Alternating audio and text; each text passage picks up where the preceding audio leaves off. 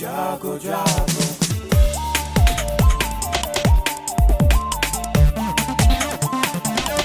Radio जागो जागो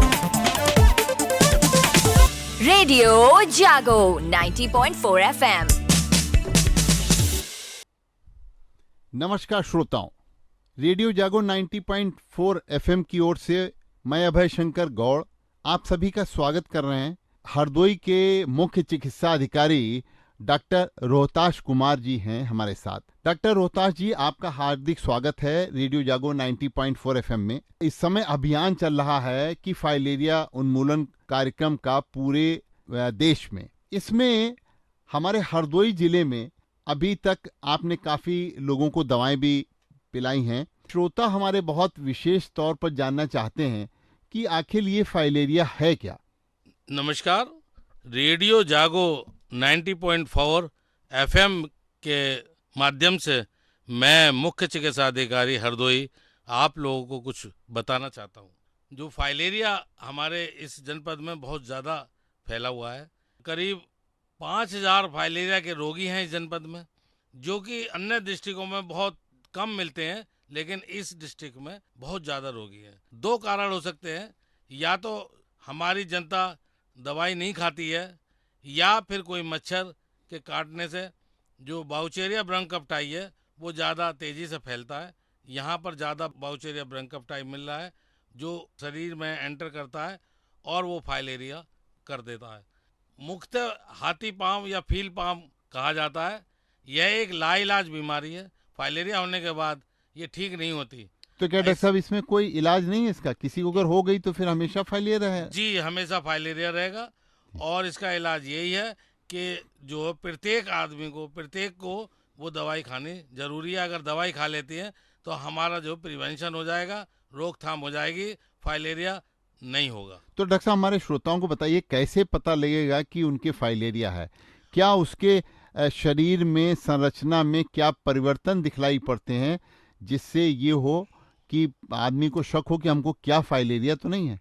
पैरों पे सूजन आ जाती है, हाथी जैसे पैर हो जाते हैं जी उसके टेस्टिस पे सूजन आ जाती है, जी और जो महिला होती हैं उनके जो है ब्रेस्ट में सूजन आ जाती जी। है। डॉक्टर साहब, फाइलेरिया अगर किसी को हो गया है, उसको शक है, तो उसको क्या करना चाहिए? कैसे पता लगेगा कि हमको फाइलेरिया ही बीमारी है या कोई अन्य बीमारी?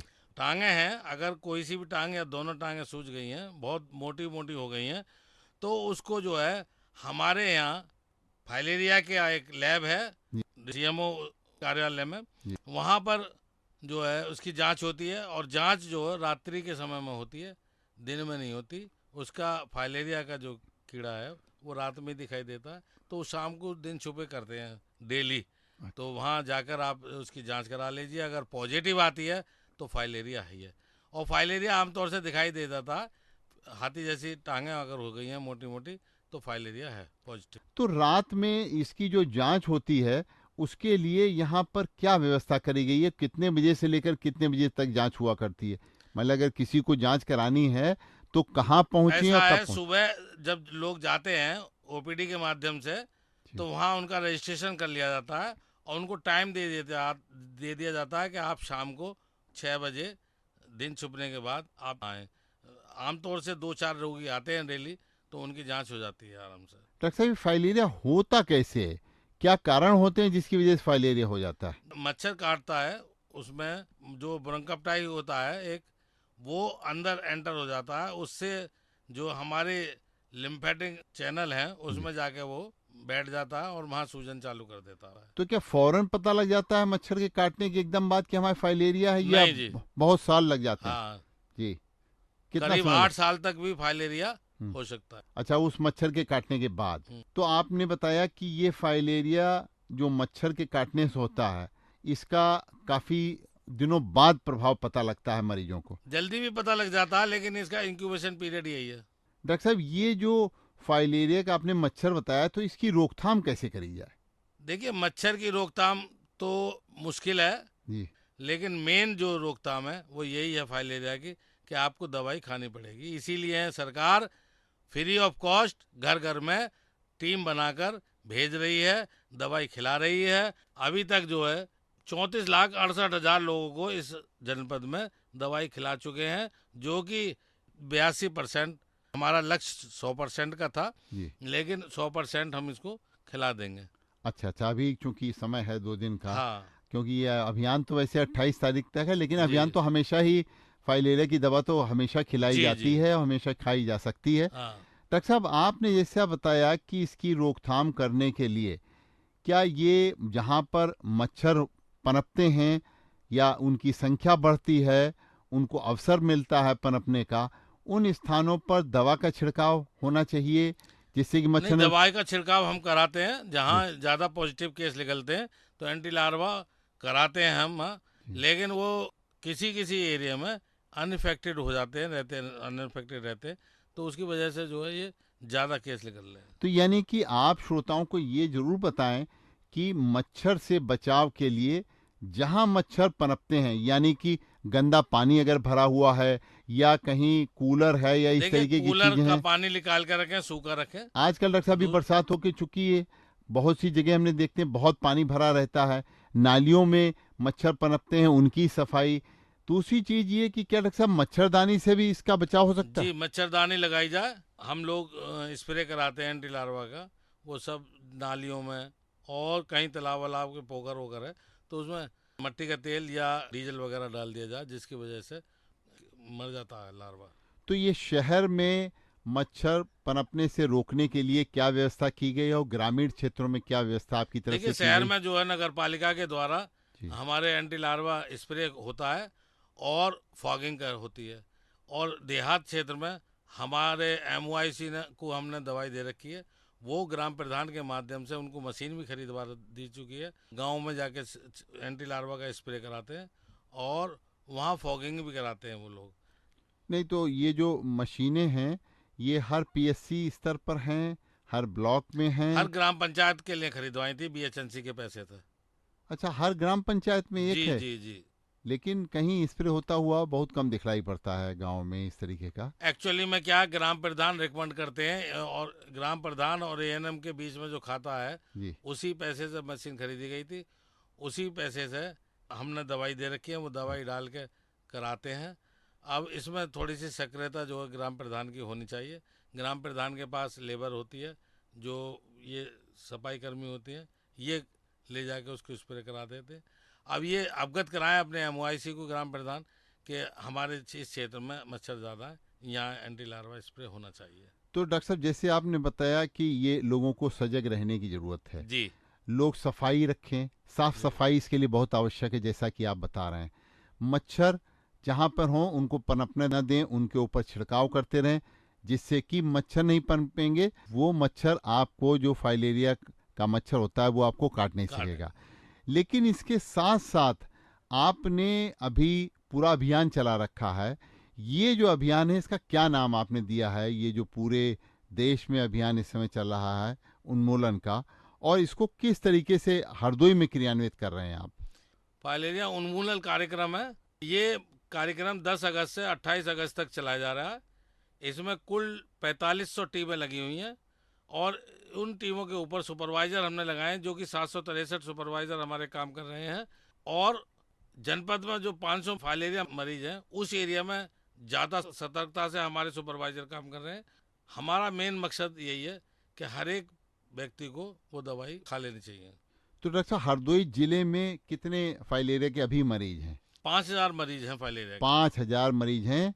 हमारे श्रोताओं को ये जानकारी इसलिए हम दे रहे हैं कि आप भी इस रोग से ग्रसित न हो, क्योंकि ये लाइलाज बीमारी है। इसलिए आप इसका उपचार बाद में करें, लेकिन इससे पहले सजग रहने के लिए जो चीज़ें आवश्यक हैं कि आप साफ सफाई रखें, मच्छर को न पनपने दें, मच्छरदानी का प्रयोग करें, और अगर आपको किसी भी तरीके से फाइलेरिया हो गया है, शक है, तो आप इसकी जांच जो है ज़रूर रात्रि में जो जांच होती है उसको कराएं। डॉक्टर साहब, ये 4500 लोग आपके लगे हुए हैं फाइलेरिया की टीम में, जो घर घर जाकर दवा खिलाने का काम है जिनका, ये ग्रामीण क्षेत्रों में कैसे खिलाई जा रही है ये दवा? उस दवा में कौन कौन सी दवाएं दी जा रही हैं? हमारे विलेज लेवल पर, ग्राम स्तर पर ANM और आंगनबाड़ी, इनके यहाँ डिपो बना दिया गया है। ये जो है गांव स्तर पर जा रही हैं, घर घर में जा रही हैं। इनका हमारे पास माइक्रो प्लान बना हुआ है, किस दिन कौन आशा किस एरिया में दवाई खिलाएगी।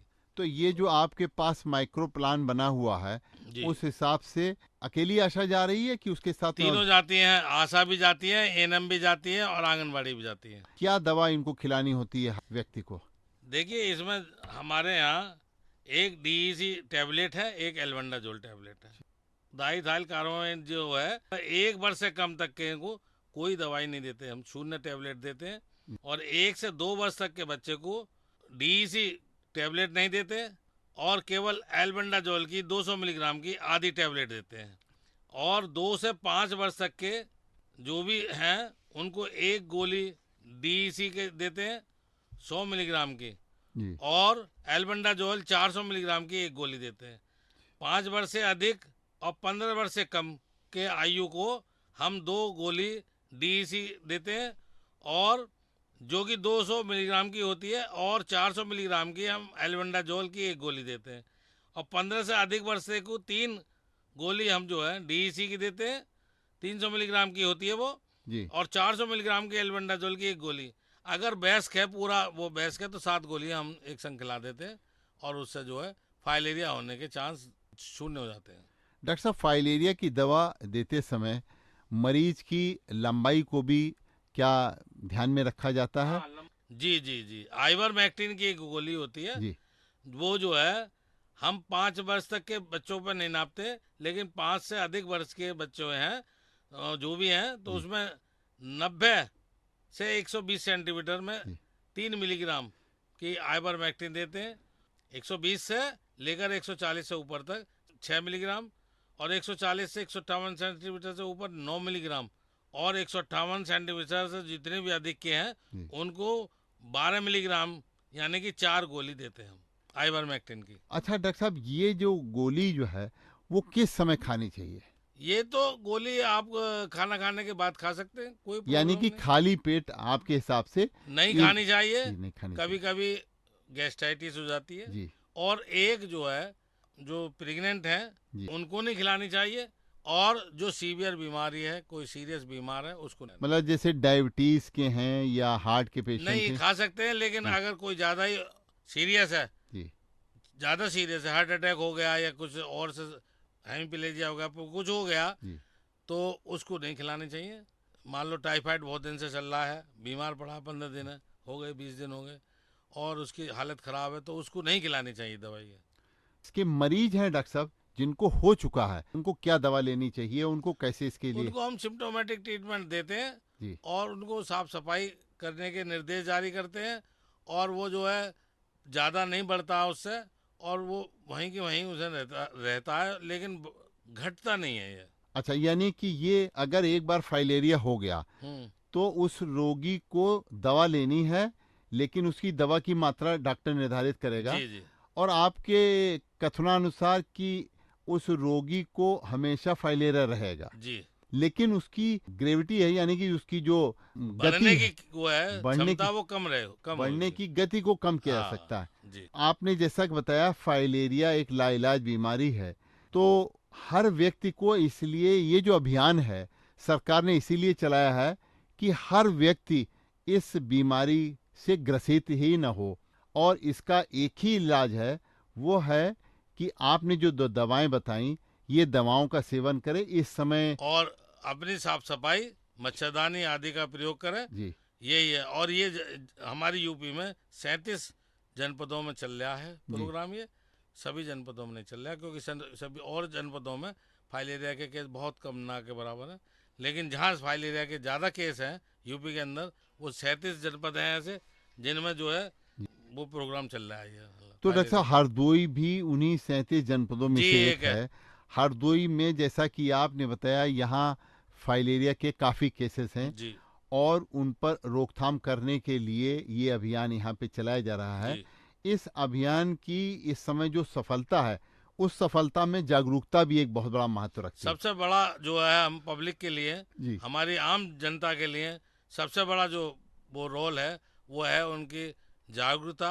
उन्हें पता ही नहीं पड़ेगा कि क्या प्रोग्राम चल रहा है, क्या दवाई दे रहे हैं, किस लिए दे रहे हैं, क्यों दे रहे हैं, हमारी जनता को पता लगना चाहिए कि फाइलेरिया बीमारी क्या है और ये प्रोग्राम चल रहा है और इस प्रोग्राम के अंतर्गत हम टीम है क्या खिला रही हैं, तो इसके लिए जागृत होना जनता को बहुत आवश्यक है, बहुत जरूरी है। डॉक्टर साहब, एक छोटा सा संदेश रेडियो जागो 90.4 एफएम के श्रोताओं को।